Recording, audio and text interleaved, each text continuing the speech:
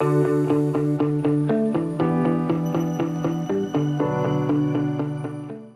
right, so we raised the question at the end of the last video. Who is watching these commercial banks and thrift institutions? They're very important to our economic stability, so there has to be some kind of oversight here. So in this section, section 1.3, we're going to focus entirely on the financial institution regulators. All right? So we have three main objectives here. First, we will identify the fundamental reasons why the government regulates the financial system, which is primarily to control the money supply and reduce the risk to depositors and also to maintain bank solvency. We'll get into that. And then second, we want to explain the meaning of the dual banking system, which refers to this unique structure where you have both a state and federal government issuing bank charters. And then finally, we'll identify and discuss the specific functions of these major regulatory bodies that shape our economy, including the FDIC, the Federal Deposit Insurance Corporation, the Federal Reserve, which is our central bank, and the Office of the Comptroller of the Currency, as well as the Securities Exchange Commission, the SEC.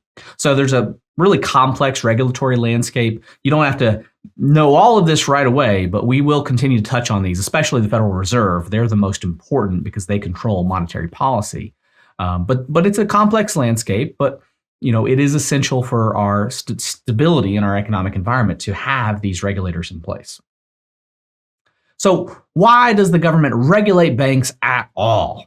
Regulation is necessary because the smooth operation of the financial system is crucial to everybody who participates in the economy. If banks fail, you're going to have economic chaos, right? That's what follows when banks fail.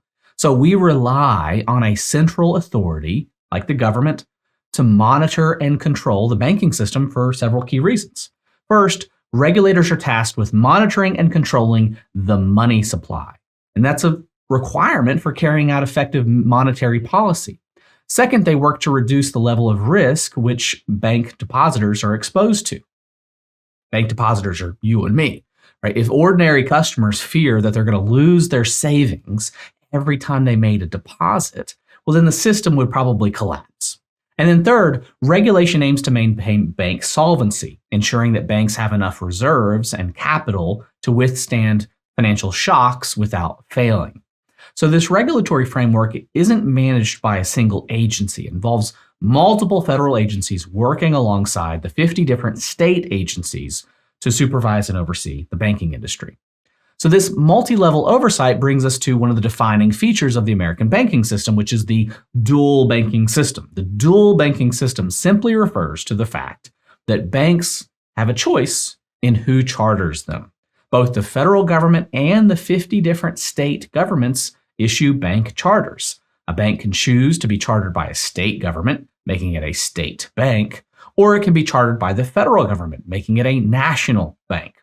The agencies that grant these charters, whether federal or state, serve as the institution's primary regulator. Their duty is to protect the public from unsafe and unsound banking practices. And they do this by ensuring that new banks have the sufficient capital and the management expertise they need before they ever open up their doors. And once a bank is operating, the chartering agency conducts on-site examinations to assess the bank's financial condition.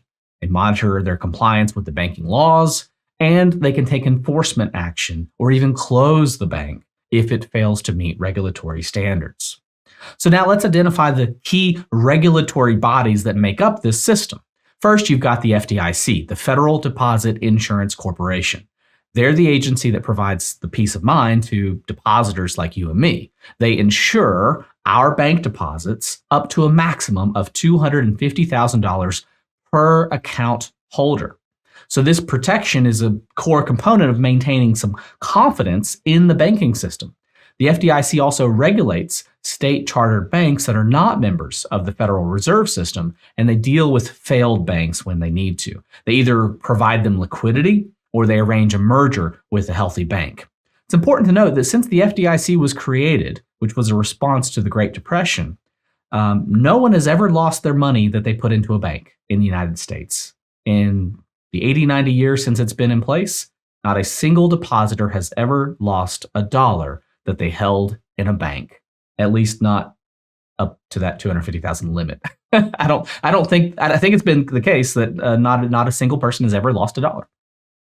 So then we have the Federal Reserve System, or what we call the Fed, which is the central bank of the United States. Now, some of the terminology I'm saying, like central bank, that may not make a whole lot of sense just yet, but we're going to continue to talk about these things. And you're not just going to see this stuff in this class. You're going to see this stuff in your microeconomics and your macroeconomics class, and probably in your business finance class, and maybe in some of the other classes. So we're going to, if it feels a little overwhelming right now, and I'm talking about all these new terms like central bank, just relax. It's okay.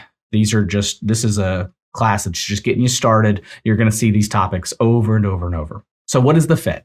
The Fed controls the flow of money in the economy primarily by raising or lowering requirements for bank reserves and by buying and selling government securities, as well as setting interest rates.